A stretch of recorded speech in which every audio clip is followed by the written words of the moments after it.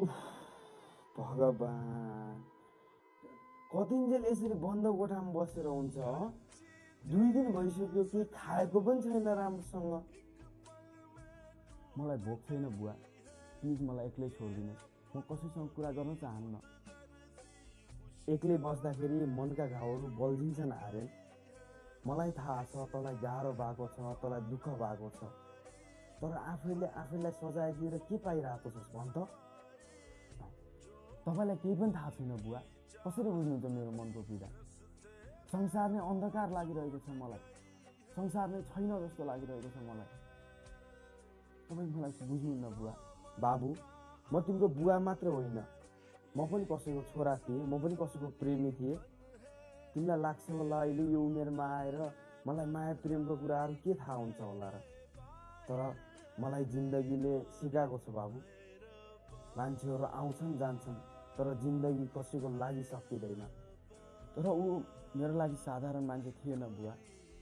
हामीले कति सपनाहरू देखेका थियौँ, जब ती सपनाहरू सबै फुटेको सिसा जसरी फुटेका छन्, मलाई त लाग्दैन बुवा म अब खुसी हुन्छु जस्तो, मलाई लाग्दैन बुवा। म बुझ्छु बाबु, जब मन टुट्छ तब संसार नै अन्धकार लाग्छ, तर याद राख एउटा मान्छे जानुको अर्थ तिम्रो जीवनको अस्तित्व सकिनु नै हो त। मेरो लागि तिमी संसार हो बाबु।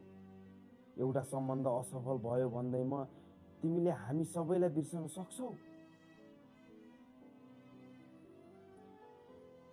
हेर आर्यन, प्रेम गर्नु गलत होइन, तर प्रेममा आफूलाई नै सकाउनु चाहिँ गलत नै हो। उसले तिमीलाई छोडेको अर्थ ऊ तिम्रो भाग्यमा थिएन। जो तिम्रो हुन्छ ऊ तिमीलाई कहिले पनि छोड्दैन, र जो छोडेर जान्छ ऊ तिम्रो कहिल्यै भएको थिएन। समय देऊ, यो घाउ पनि पक्कै निको हुनेछ। मलाई धेरै दुःखी महसुस भएको छ बुवा। बुवा, म निकै एक्लो भएको छु।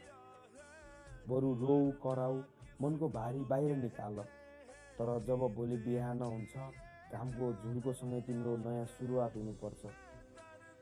तिमी कमजोर होइनौ, तिमी मेरो छोरा हो, मेरो छोरा।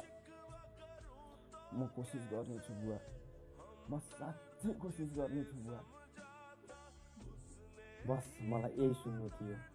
उठ अब, मुख धोएर बाहिर आऊ। तिम्रो आमाले मनपर्ने खानेकुरा बनाएर राख्दैछ तिम्रो लागि।